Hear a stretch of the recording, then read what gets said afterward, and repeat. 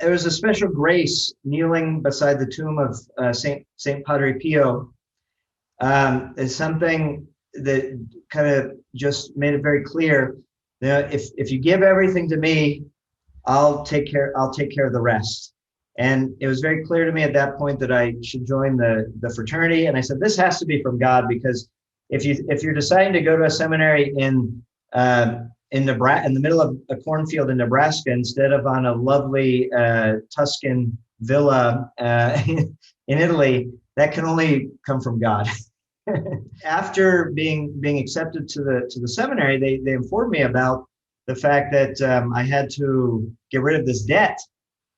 And so that seemed almost insurmountable. It begins in the family. We need to have the right attitude in families about encouraging vocations. When on a community level, young people see people rallying to their priests and appreciating what the priests do, and that helps a lot as well to encourage young men to think about this as a real option. It brings tears to your eyes sometimes, because you have like a family with 6 kids living in basically a closet. They didn't have a bed. They all just slept almost on top of each other on a little blanket on the floor.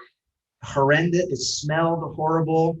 And there's like, in this apartment complex, there's maybe 20 different apartments, and they share 2 bathrooms. There's no showers. They have to get buckets, but most of them don't have any contact with the faith either. So you're like, it's sad on all levels, where you see the poverty. We were able to buy some bunk beds and try to install them on the walls, like these beds that fold down, because that's all the space they have.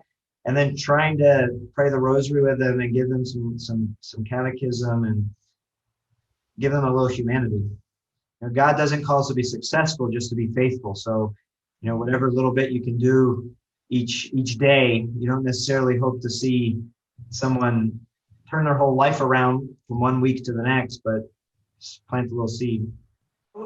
All the success or all the fruit one might see in his ministry isn't really his. It all comes from God, and we need to be humble in recognizing that.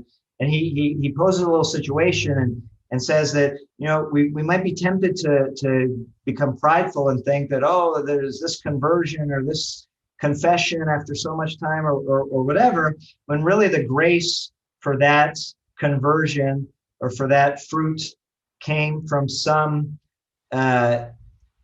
unknown nun in a convent in I don't know what corner of the world, or some housewife in a difficult marriage offering her sacrifices, and all these graces that we have the blessing to administer.